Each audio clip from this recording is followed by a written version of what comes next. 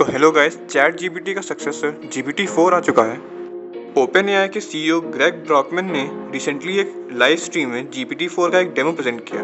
उन्होंने बताया कि GPT-4 पिछले मॉडल GPT 3.5 से ज़्यादा क्रिएटिव और ज़्यादा कॉम्प्लेक्स टास्क परफॉर्म कर सकता है। जहां चैट जीपीटी केवल 3000 वर्ड्स के करीब इनपुट ले सकता था, GPT-4 25,000 वर्ड्स तक टेक्स्ट इनपुट ले सकता है।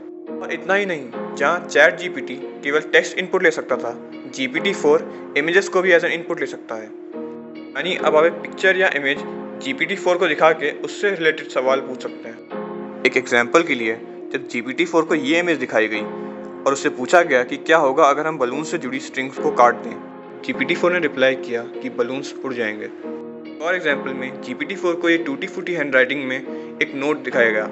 इस नोट में एक सिंपल सी वेबसाइट का लेआउट था। GPT-4 को बोला गया कि इस लेआउट को यूज़ करके एक वर्किंग वेबसाइट का HTML कोड लिखो, और रिजल्ट आपके सामने है। कोड को रन करने पे हमें ये वेबसाइट मिलती है, जो आप देख सकते हैं कि पूरी तरीके से वर्किंग है। कमाल की बात यह है कि ये इतने रफ हैंडराइटिंग्स को भी समझ पा रहा है। इनफैक्ट मुझे भी ये हैंडराइटिंग समझने में कुछ दिक्कत हुई। ये पिछले मॉडल्स से काफ़ी ज़्यादा एक्यूरेट रिजल्ट्स भी दे पाता है। अगर हम इसके रिजल्ट्स देखें मेजर एप्टीट्यूड टेस्ट में, तो ये वहाँ भी चैट जीपीटी को पछाड़ देता है। हमने बात की थी कि GPT-4 कई गुना ज़्यादा कॉम्प्लेक्स टास्क हैंडल कर सकता है। इस एग्जांपल में GPT-4 को कहा गया कि सिंड्रेला के प्लॉट की एक समरी लिखो, लेकिन उस समरी का हर एक word starting letter alphabetical order में आगे बढ़ना चाहिए। पहला वर्ड A से स्टार्ट होना चाहिए, दूसरा B से, तीसरा C से एंड सो ऑन। जब यही क्वेश्चन चैट जीपीटी को पूछा गया तो वो बुरी तरह से फेल हो गया, लेकिन वहीं GPT-4 इस टास्क को 100% एक्यूरेसी के साथ पूरा कर देता है। GPT-4 काफ़ी एक्यूरेटली लॉजिकल क्वेश्चंस को भी आंसर कर पाता है।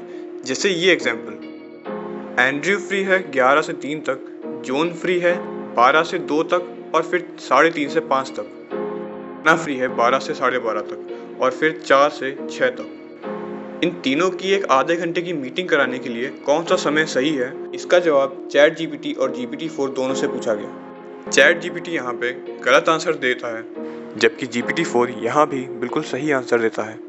GPT-4 को यूज़ करने के लिए आपको चैट GPT प्लस का $20 पर मंथ का सब्सक्रिप्शन लेना होगा।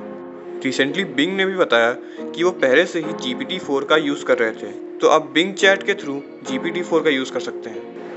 यही नहीं, Duolingo, be my eyes, Khan academy और गवर्नमेंट ऑफ आइसलैंड ने भी GPT-4 का यूज़ अपने एप्लीकेशंस में किया है।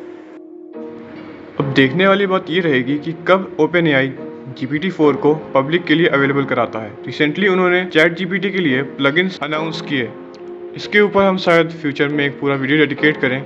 सो चैनल से जुड़े रहने के लिए चैनल सब्सक्राइब करिए और बेल आइकन को प्रेस करिए। धन्यवाद।